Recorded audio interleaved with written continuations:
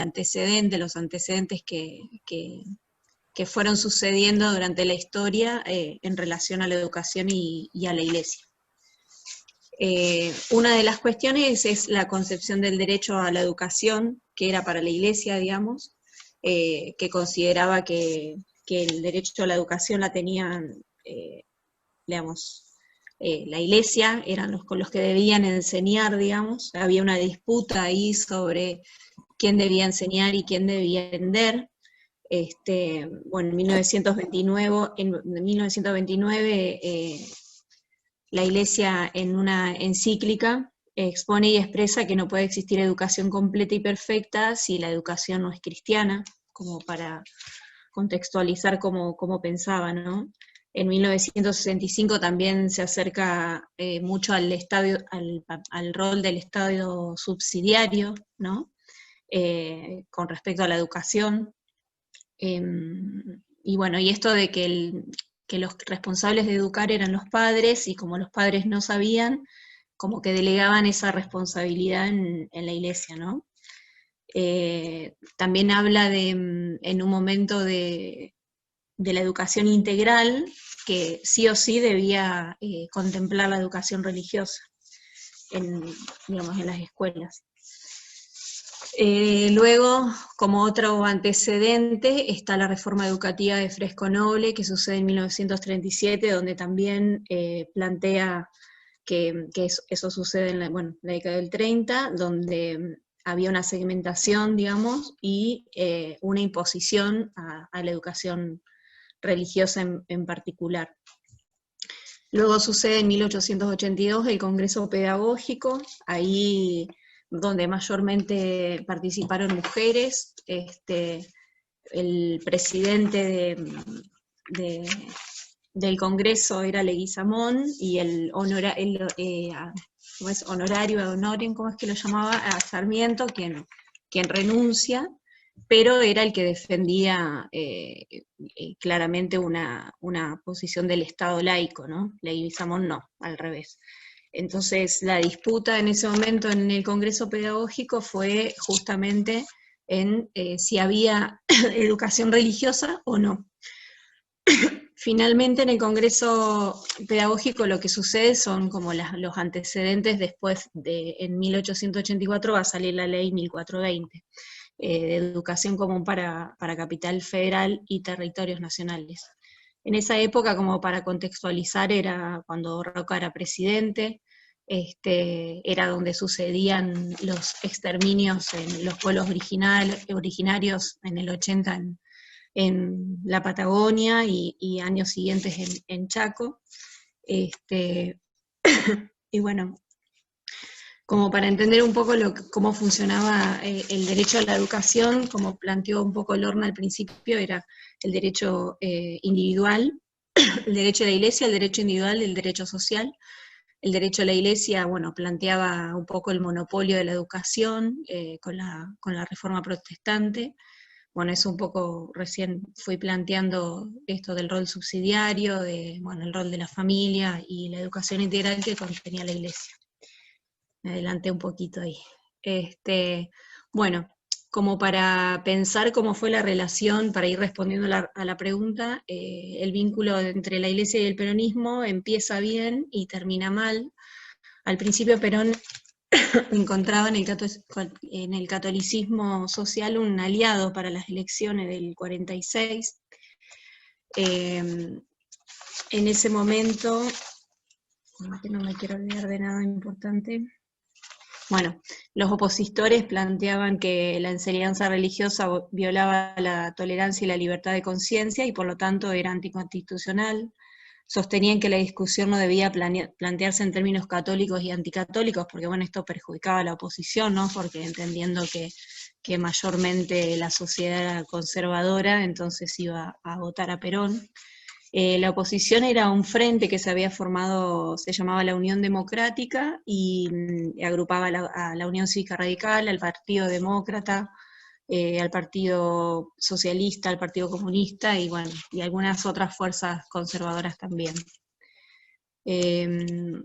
Bueno, en el 1947 se sanciona la ley 12.978, y esta crea una Dirección General de Instrucción Religiosa que más tarde se va a llamar Dirección Nacional de Educación Religiosa. En este sentido se fortalece el rol de la Iglesia, ya que además subsidiaba también la educación privada. El Estado aportaba fondos incluso para poder equiparar los sueldos de los docentes de las escuelas privadas con los del Estado. Había dentro de lo que eran los programas materias como historia del Antiguo y Nuevo Testamento, la doctrina social de la Iglesia, bueno, materias bien enfocadas a lo que era la religión y la moral. En un momento empieza como a romperse, ¿no?, la relación entre el gobierno y la Iglesia, porque si bien la Iglesia se había beneficiado con la legalización de la enseñanza religiosa a partir de esta ley, era el Estado quien controlaba sus actividades educativas. La Iglesia contaba con un espacio formal de 2 horas semanales en el currículum escolar, pero era el Estado el que monopolizaba el nombramiento de los docentes en la enseñanza de la religión. Bueno, como ahí menciono, cuando empieza como a romperse las relaciones con la Constitución de 1947, donde empieza a quitarle privilegios a la Iglesia, la religión católica va a seguir teniendo, digamos, va a seguir siendo sostenida por el Estado, pero ya con limitaciones, ¿no? Aparte, el gobierno de Perón lo que hacía era promover cuestiones sociales de participación, también como planteaba un poco Lorna, por fuera de lo que era la educación, ¿no? Entonces, en esos espacios que contenía el gobierno de Perón, que también estaba atravesado por la política, eran los sectores que de alguna manera albergaba también la Iglesia. Bueno, algo como muy importante que sucede, que también lo menciona Lorna, es la producción simbólica, que es cómo en el cotidiano, en las plazas, en los discursos, en las imágenes, aparecía el culto a Eva y a Perón, en los libros también sucedía, y esto un poco molestaba obviamente a la Iglesia, porque era un poco el espacio que contenía a estos sectores también, ¿no? A partir, por ejemplo, de la fundación también de Eva, que venía como a ocupar esos lugares de la caridad y la beneficencia de las clases altas, ¿no? Bueno, a partir de ahí sigue empeorando la relación, y en 1954 se suprime la Dirección General de Enseñanza Religiosa. En 1955 se sanciona la ley de supresión de enseñanza religiosa y la de separación de Iglesia del Estado también. Y bueno, la primera reacción inmediata que tiene la Iglesia es con el eslogan de Cristo vence, que era la consigna de los sectores de parte de la Iglesia. Y bueno, empezó a haber acciones como muy concretas, como que en sí los funcionarios no participaban del Te Deum en la Iglesia el 25 de mayo, o también sucedió con el Corpus Christi de ese año.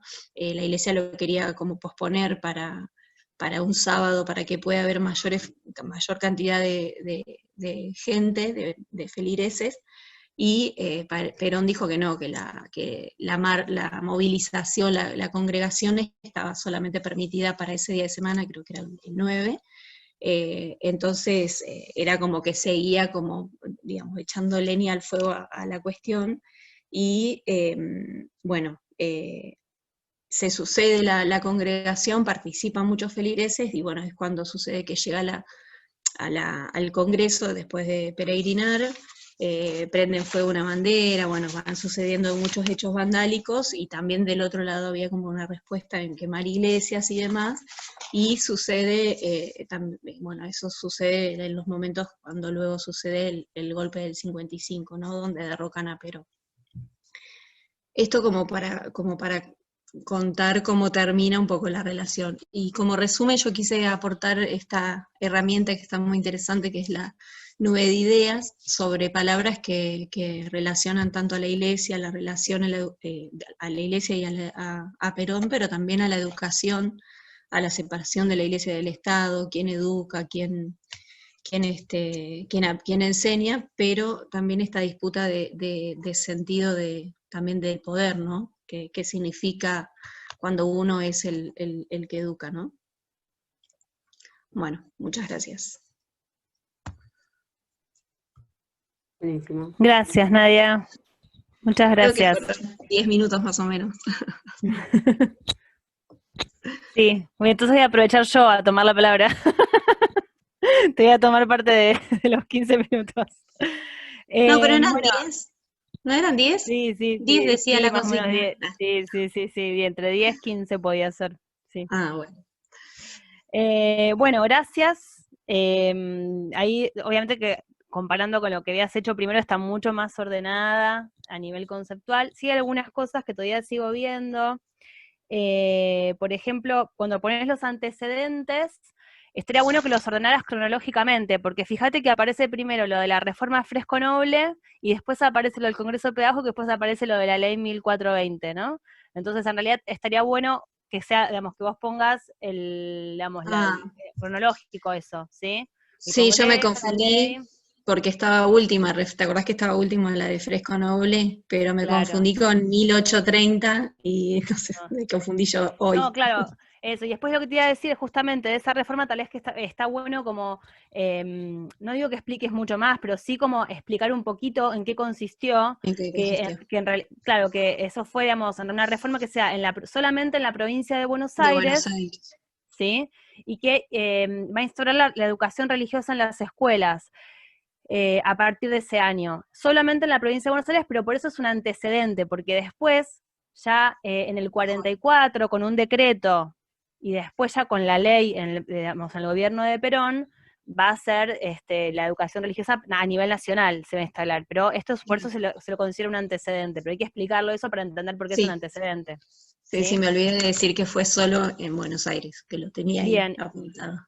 está bien. Y después, en esto de concepción del derecho a la educación, capaz que yo agregaría algo, porque alguna palabrita o algo que implique, que dé cuenta de esto que vos, de lo que vos explicaste, que lo explicaste bien, pero como no sé si, como que solamente así no sé si queda como un antecedente, digamos, ¿no? Capaz que, no sé, mínimo, poner concepto de derecho a la educación, disputa entre quien enseña y quien aprende, una cosa así. O quiénes, o sea, disputas entre quienes se disputan el derecho a enseñar, o algo así como para tener idea qué va, digamos, pero eso. Bien. ¿Sí? Después, Capital Federal va con mayúscula y territorios también va con mayúscula. Bueno. Ahí en esa misma, ¿sí? Sí.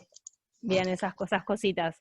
Y después quería sí ampliar un poco en esto de cuando hablabas de la producción simbólica, que vos hayas elegido la imagen esa que está, Evita creo que es, bueno, ahí está bueno esto de justamente me parece que es donde más se ve también, digamos, desde lo ideológico, más allá de las leyes, de la legislación y demás, como digo, cómo impacta esto, digamos, cómo se visibiliza esta relación iglesia con el peronismo en el momento en que digamos, que tienen buena relación, y que también esta producción simbólica va a ser parte de lo que lo lleva a la ruptura. ¿Por qué? Porque Perón va a tomar para sus discursos muchos elementos de lo que es la doctrina social de la Iglesia.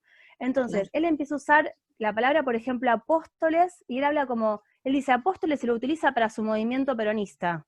Sí, y apóstoles es claramente digamos, una palabra que viene, un concepto que viene de la Iglesia Católica. Entonces, él va a apropiarse de palabras, de ideas, ¿sí? Que son propios del discurso de la doctrina social de la Iglesia, y lo va a utilizar para el propio discurso, para construir el discurso peronista. ¿Sí? Y esto es lo que no le gusta a la Iglesia, esa apropiación digamos, desde lo simbólico, que hace el peronismo digamos, también digamos, de palabras, de términos, de conceptos que son propios que vienen de la Iglesia. Y por supuesto el culto al líder, porque también el culto al líder hace que también, digamos, algo que lo ve de manera negativa la Iglesia, porque lo único que podemos rendir culto es a Dios, ¿sí? Entonces, no hay que como venerar a personas de carne y hueso, sino solamente a Dios, digamos, ¿no? Entonces, Bien. también ahí es que también se produce, y eso tiene que ver también con esta producción simbólica. Me pareció que faltó explicar un poquito más Un poquito más. en esta diapositiva de qué venía, o por ejemplo pensar en Santa Evita, todo también esto que aparecía, ¿no? Evita como una santa, ya cuando ella después que falleció, ¿no?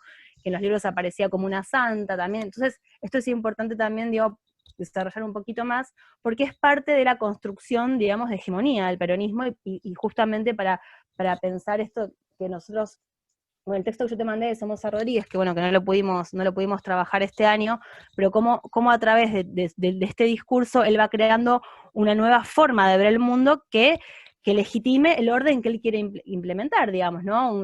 Sí. Este estado de bienestar, la industrialización, ¿sí? Un modelo opuesto al liberal, al modelo agroexportador, y para eso hay que generar todo un dispositivo, digamos, que lleve a eso, que pueda legitimar este nuevo orden, ¿no? Somoza Rodríguez habla de subvertir, de una subversión cognitiva, dice él, ¿no? Por eso también es el primer pedagogo Perón, como veíamos en la otra diapositiva del Horna. Así que bueno, eso, no, y era eso más que nada desde lo conceptual que también quería como ampliar, digamos. Bien.